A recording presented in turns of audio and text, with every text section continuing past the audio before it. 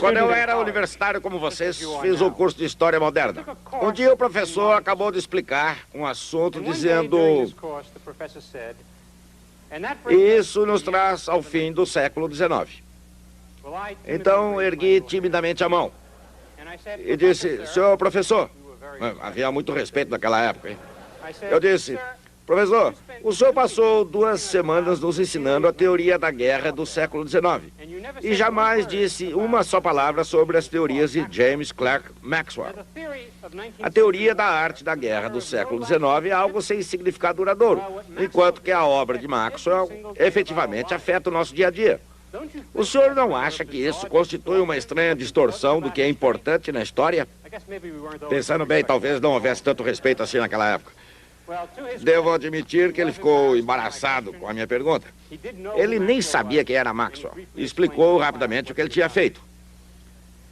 O que estou querendo dizer é que a história da ciência é a filha adotiva da profissão de historiador. A maioria dos historiadores ignora essa história simplesmente porque não a compreende. São como o homem que procura as chaves debaixo do poste porque ali há luz, mesmo que as tenha perdido em algum outro lugar. Bom, não vamos dizer uma única palavra sobre a arte da guerra no século XIX. Em compensação, vamos contar tudo sobre as belas teorias de James Clerk Maxwell.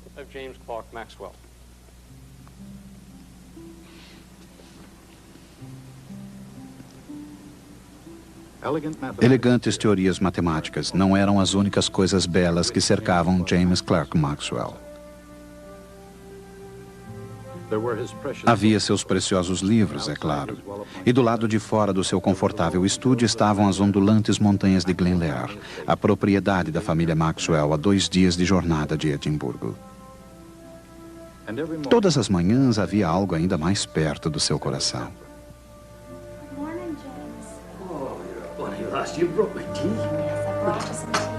Maxwell conheceu Catherine em Aberdeen, no Marischal College, onde ele começara a lecionar em 1856. 2 anos mais tarde, James escreveu a tia Kay. Essa carta tem a finalidade de informar-lhes de que terei em breve uma esposa. Na ocasião, ele afirmou que uma noiva certamente não iria atrapalhar a matemática. Como outras previsões científicas de Maxwell, também esta seria correta.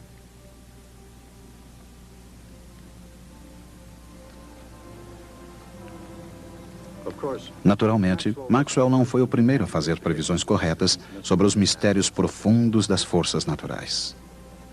2 séculos antes, Isaac Newton escrevera um livro sobre o assunto. Mas ele precisara se expressar em termos de ação à distância.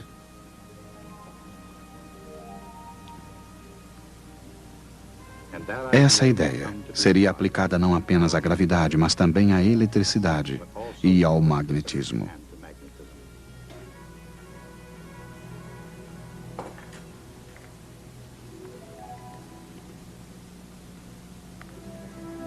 Foi então, na década de 1830, na trilha dos franceses Coulomb e Ampère, e especialmente de Hans Christian Ørsted, que surgiu Michael Faraday.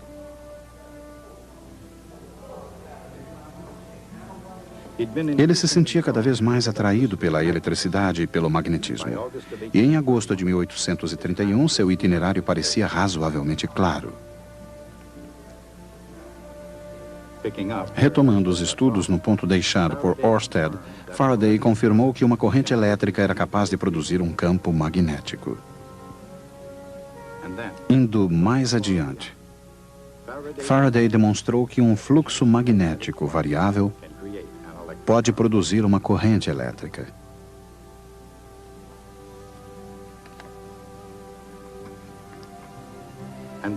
E que uma corrente elétrica variável num circuito pode induzir a corrente a fluir num outro circuito.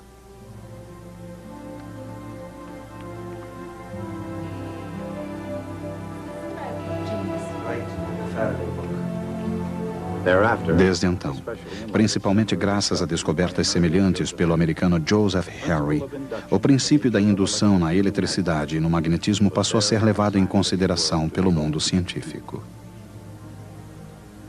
E certamente, na casa de Maxwell, o livro Pesquisas Experimentais em Eletricidade de Faraday passou a ser considerado o texto definitivo. Mas, quando tomou contato com o trabalho de Faraday, Maxwell já estava próximo de novas conclusões, uma habilidade que ele desenvolvera desde muito cedo.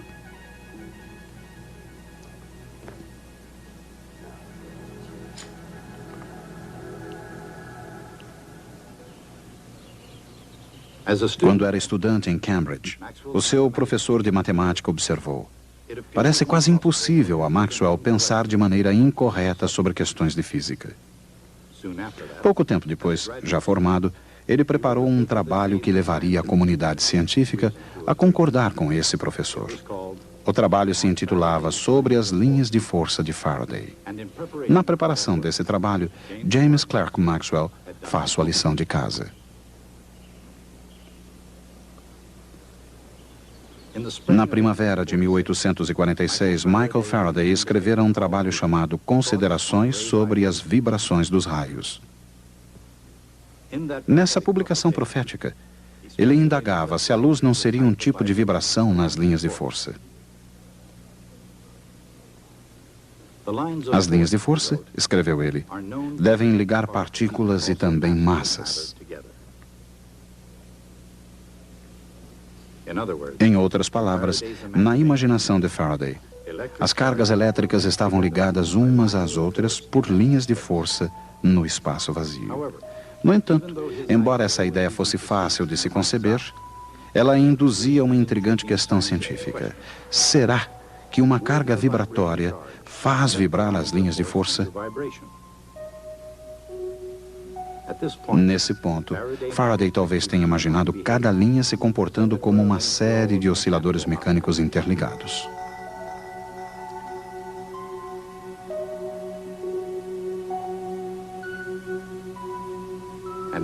Nesse caso, ele talvez tenha imaginado um distúrbio se propagando ao longo dos osciladores, seja na forma de uma onda longitudinal, seja transversal.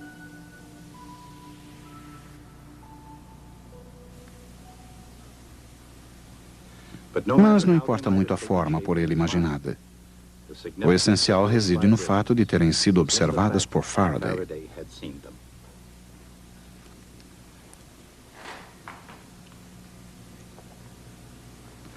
E em algum lugar, nas entrelinhas de considerações sobre as vibrações dos raios de Michael Faraday, James Clerk Maxwell descobriria sua teoria eletromagnética da luz.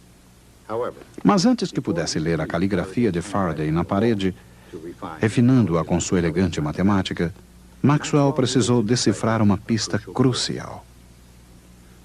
Nas entranhas da eletricidade e do magnetismo, ele descobriu uma velocidade muito significativa.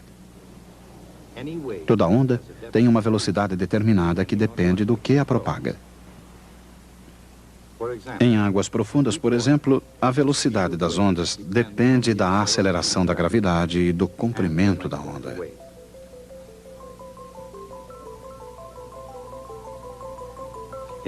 No ar, a velocidade do som depende da pressão do ar, bem como da densidade do meio.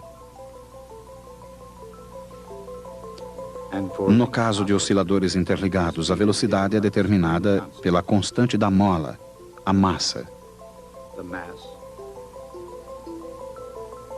e a distância entre os osciladores.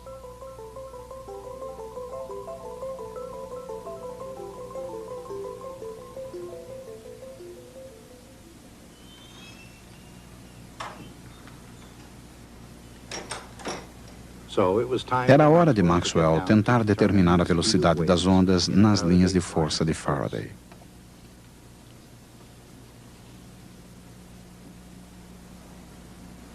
Sob o ponto de vista matemático de Maxwell, as linhas de Faraday eram uma expressão ligada ao inverso do quadrado de R, do qual dependiam as forças da gravidade, da eletricidade e do magnetismo. Ao mesmo tempo, cada uma depende de uma constante específica. Nas mãos científicas apropriadas, esses fatos se transformam nisso. Como as forças fundamentais da eletricidade e do magnetismo não são independentes, a constante elétrica KE e a constante magnética KM devem estar relacionadas. A questão é saber de que maneira isso acontece. A razão KE sobre KM tem unidade dimensional de metros ao quadrado por segundo ao quadrado.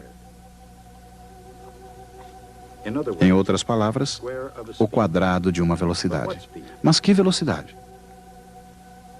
O quadrado da velocidade da luz é 9 vezes 10 elevado à 16ª potência metros quadrados por segundo ao quadrado.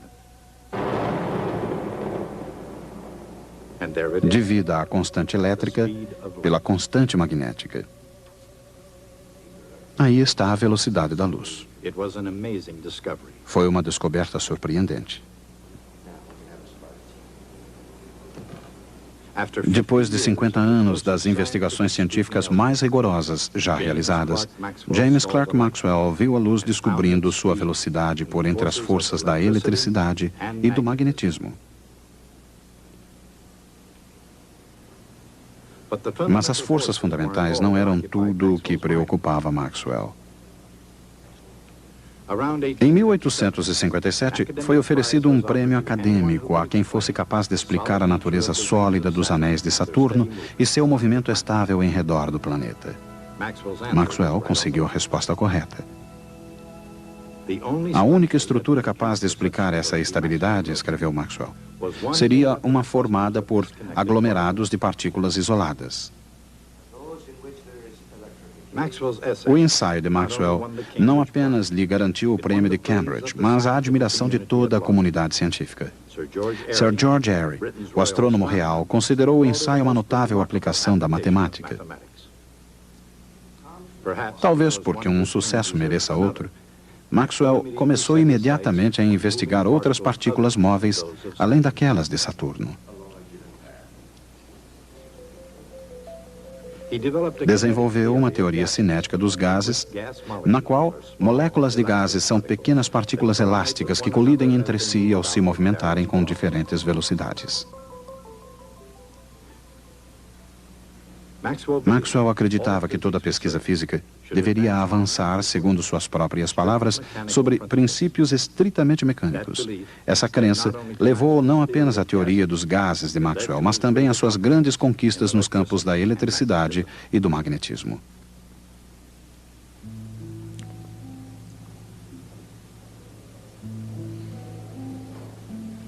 Para prosseguir suas pesquisas, Maxwell e família mudaram-se para Kensington, Londres, em 1860.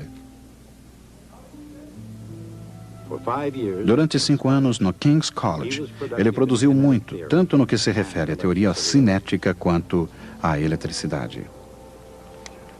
Aqui em Londres, no Royal Institution, Maxwell finalmente conheceu Faraday. Faraday, como estamos lembrados, via a eletricidade em termos mecânicos, não apenas como uma ideia de acordo com a ação à distância de Newton, mas como algo de linhas físicas, uma estrutura sólida de força que se irradiava através do espaço. Maxwell comentaria com grande admiração que Faraday descobrira um meio onde os newtonianos rigorosos só viam distância.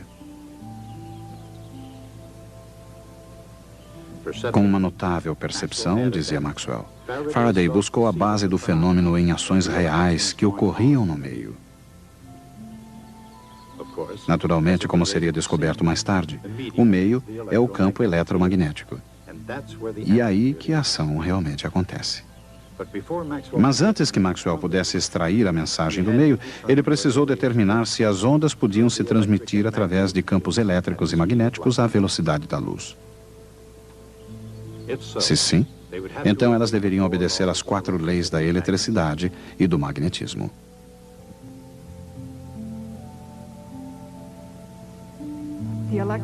O fluxo elétrico através de qualquer superfície fechada é igual a 4π vezes KE vezes Q, ou Q sobre ε0, onde Q é a carga total envolta pela superfície.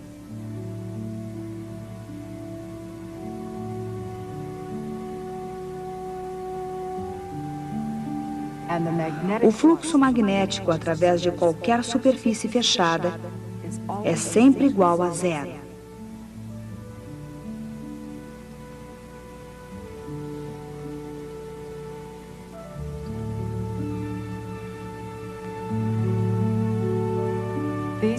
Essas são as leis de Gauss da eletricidade e do magnetismo.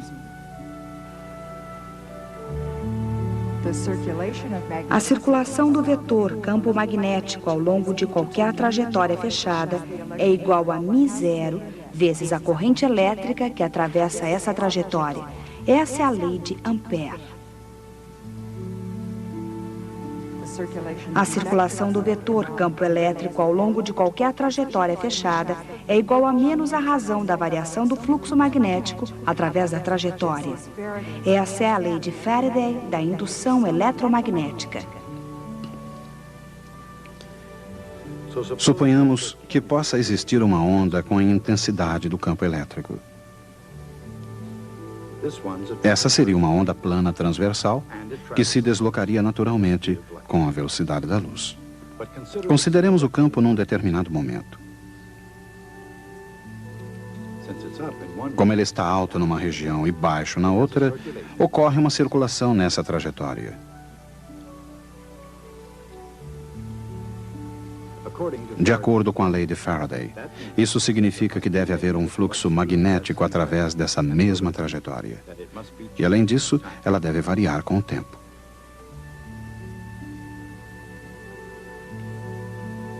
E isso só pode significar uma coisa. Uma onda magnética deve acompanhar a onda elétrica onde quer que ela vá.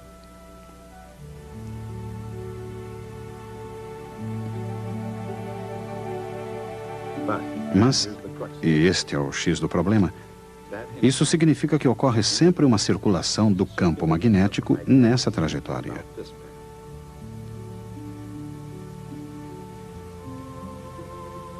E, segundo a lei de Ampère, isso só pode acontecer se uma corrente fluir através dele.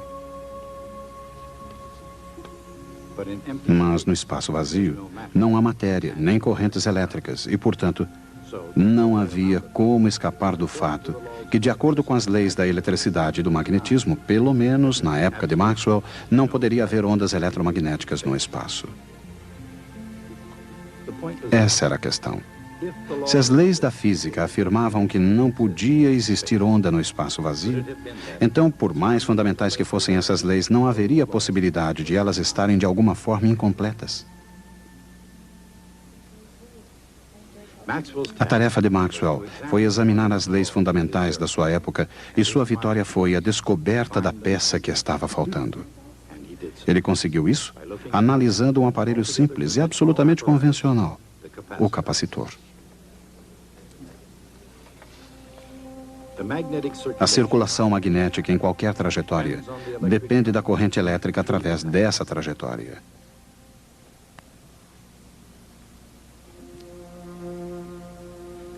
A única maneira de se ter certeza de que a corrente atravessa a trajetória é imaginar uma membrana envolvida por ela.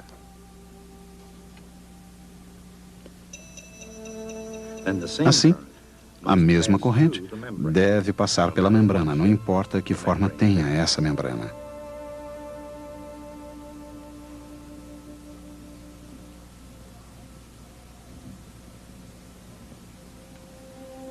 Mas isso já não acontece quando a corrente flui num capacitor.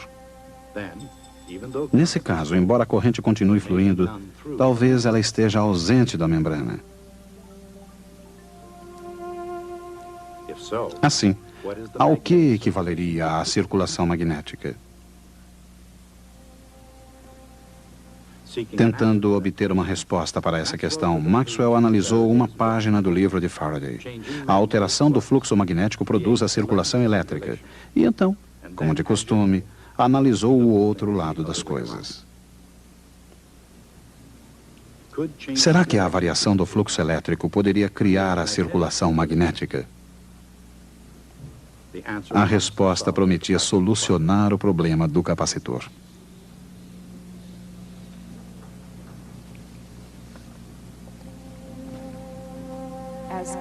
Quando a corrente flui para o capacitor, sua carga aumenta, criando um campo elétrico cada vez maior entre as placas. O fluxo elétrico através da membrana pode ser deduzido da lei de Gauss, imaginando-se uma superfície fechada.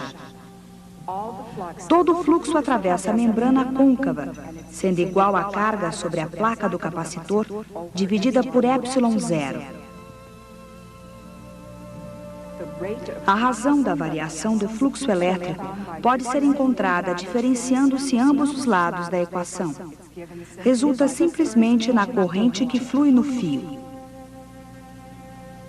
Em outras palavras, ε0 vezes a razão da variação do fluxo elétrico da membrana côncava é a mesma da corrente elétrica através da membrana plana.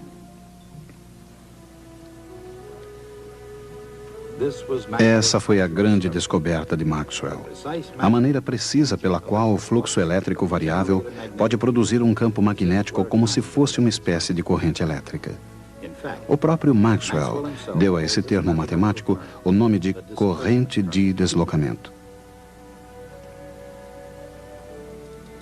Em outras palavras, a circulação magnética numa trajetória fechada é provocada não só pela corrente elétrica que a atravessa, mas também pela razão de variação do fluxo elétrico através dela. Foi assim que James Clerk Maxwell concluiu as leis da eletricidade e do magnetismo.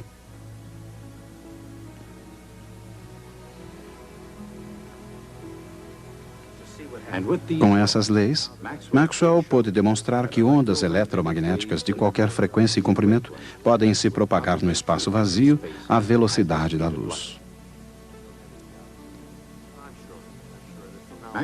A descoberta de Maxwell, que na ocasião parecia algo exclusivamente teórico, conduziria às visões e sons do século XX, irradiando-se no espaço não apenas como luz visível, mas também na forma de ondas de rádio, micro-ondas e de todo o espectro eletromagnético.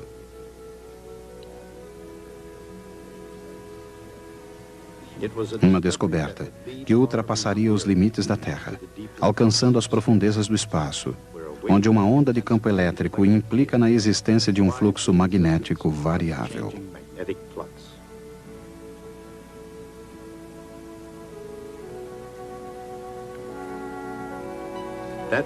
Isso significa uma onda no campo magnético. E isso é possível devido a um fluxo elétrico variável. Um processo que só se tornou claro quando Maxwell compreendeu que os campos elétricos e magnéticos podem produzir uns aos outros quando se movimentam juntos numa onda à velocidade da luz. Assim acontece através da eternidade. Os dois campos se propagando através do universo. E nessa luz, sempre à velocidade da luz, podemos ver finalmente o poder e a glória das equações de Maxwell.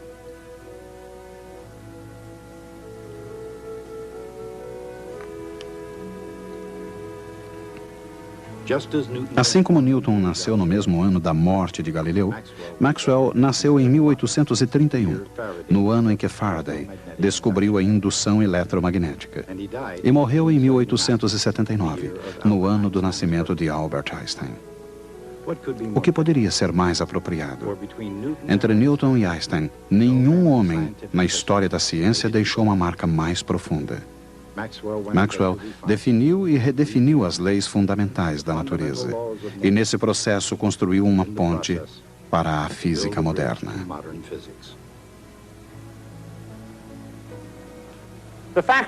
Maxwell foi dotado com uma das mais aguçadas inteligências produzidas pela raça humana durante o século XIX. Essa inteligência, combinada com a educação recebida em Cambridge, lhe permitiram fazer qualquer coisa que tenha desejado.